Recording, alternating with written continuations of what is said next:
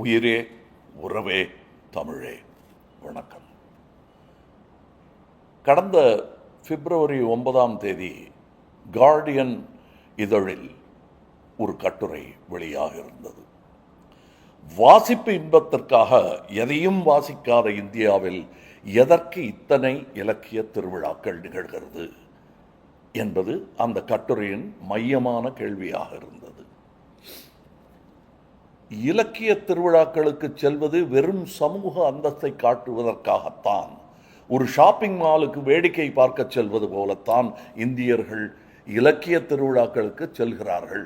செலிபிரிட்டிகளை பார்ப்பதும் இசை நிகழ்ச்சிகளை கேட்பதும் கைவினை பொருட்களை வாங்குவதும் தான் இந்த இடம், இந்த இலக்கிய திருவிழாக்கள் என்கிறது அந்த கட்டுரை. ஒரு இந்தியரால் எழுதப்பட்டிருந்தாலும் அக்கட்டுரை கார்டியன் பத்திரிகையின் பிரிட்டிஷ் முதலாளிகளின் மனோபாவத்தை கொண்டிருந்தது. இந்தியாவை பற்றி மேற்குலகம் கொண்டிருக்கும் பாம்பு பிடாரர்களின் நாடு எனும் இளக்காரமான பார்வையையே அக்கட்டுரை பிரதிபலிக்கிறது.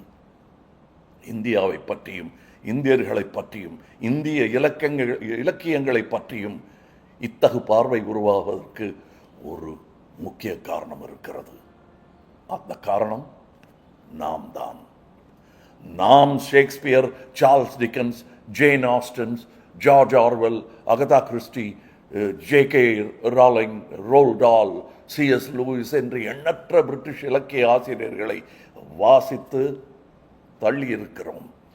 பிரிட்டிஷ் எழுத்தாளர்களின் மாபெரும் சந்தை இந்தியாதான்.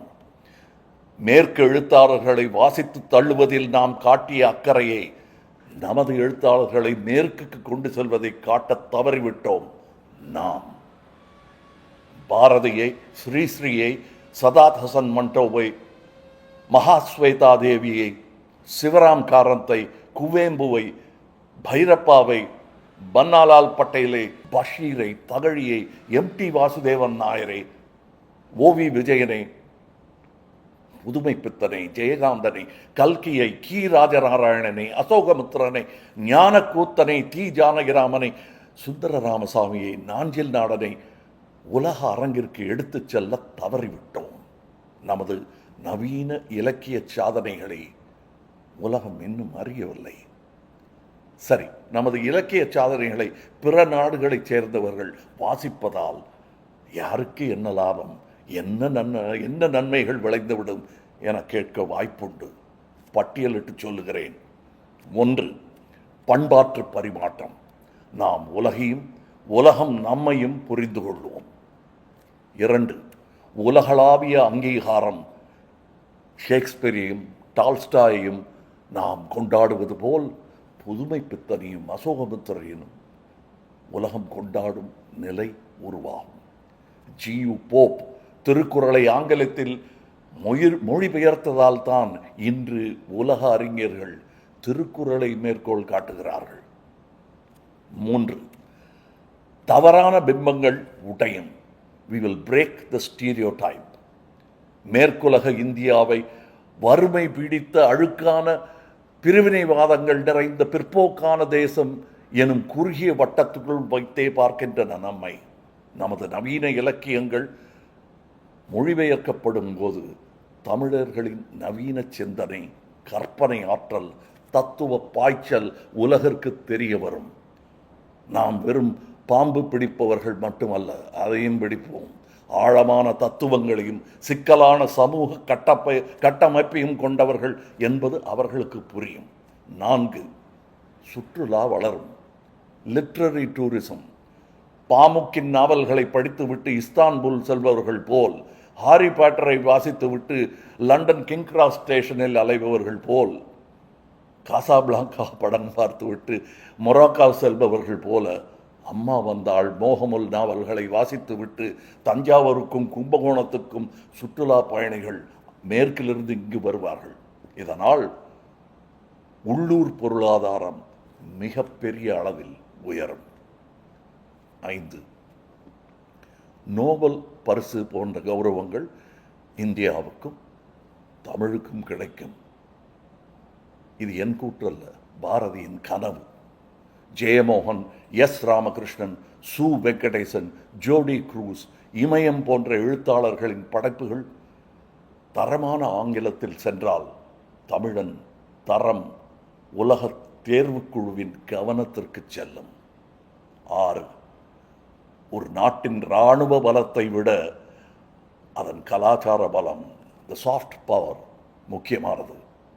தென் கொரியா இன்று K-பாப் மற்றும் சினிமா மூலம் உலகை ஆள்வது போல் நாம் நமது நவீன இலக்கியம் மூலம் உலக அரங்கில் மிகப்பெரிய கலாச்சார ஆளுமையாக மாற முடியும். சுருக்கமாக சொல்வதானால், மொழிபெயர்ப்பு என்பது ஒரு பாலம். அந்த பாலம் அமைக்கப்படாவிட்டால் நாம் வைத்திருக்கும் தங்கச் சுரங்கம் நமக்கு மட்டுமே தெரியும். உலகத்திற்கு அது வெறும் மண்மேடாகவே தெரியும். மோகஞ்சதாரோ ஹரப்பா போல். இந்திய இலக்கியங்களை பற்றி இளக்காரமான பார்வையும் தமிழ் இலக்கியம் பற்றி எந்த அறிமுகமும் இல்லாத சூழலில் என்னுடைய நண்பர் ஜெயமோகன் ஒரு அரும்பணியை துவங்கியிருக்கிறார்.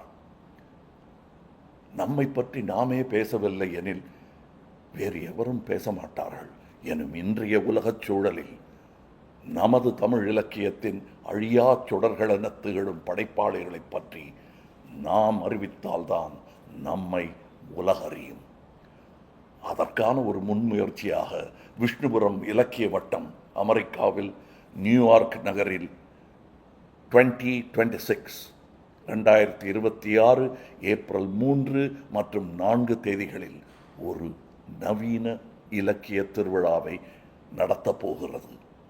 என்னுடைய நண்பரான எழுத்தாளர் ஜெயமோகனும் அவரது நண்பர்களும் திரண்டு உருவாக்கிய அமைப்பு விஷ்ணுபுரம் இலக்கிய வட்டம்.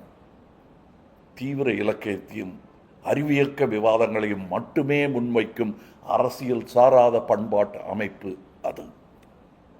இவர்கள் தமிழகத்திலிருந்து 25 எழுத்தாளர்களை அழைத்துச் சென்று நியூயார்க் அவையில் நிறுத்தப் போகிறார்கள். இந்த நிகழ்வில் அமெரிக்க இலக்கியவாதிகள் 15 பேர் கலந்து கொள்கிறார்கள். முழுக்க ஆங்கிலத்தில் நிகழும் இந்த இலக்கிய விழா அமெரிக்க இலக்கியவாதிகளுக்கு நவீன தமிழ் இலக்கியத்தை அறிமுகம் செய்யும் நோக்கம் கொண்டது. அமெரிக்காவில் பிறந்து வளர்ந்த நம் குழந்தைகளுக்கும் நம் இலக்கியத்தையும் பண்பாட்டையும் அறிமுகம் செய்வதும் கூட இந்த விழாவின் நோக்கம். மிகப்பெரிய கனவுடன் தொடங்கப்பட்டுள்ள இந்த முயற்சிக்கு தமிழ் இலக்கியத்தின் வாசகன் எனும் முறையில் என்னுடைய மனப்பூர்வமான வணக்கத்தை, வாழ்த்துக்களை தெரிவித்துக் கொள்கிறேன். தமிழ் தேர் வடம் பிடிக்க ஜெயமோகனுடன் கைகோர்த்திருக்கும் நண்பர்களுக்கு என் பாராட்டுக்களை தெரிவித்துக் கொள்கிறேன். நியூயார்க் நகரில் நடைபெறும் living Tamil life lit fest சிறக்கட்டும். நமது தமிழ் கோட்டையின் கொடிகள் உயர பறக்கட்டும்.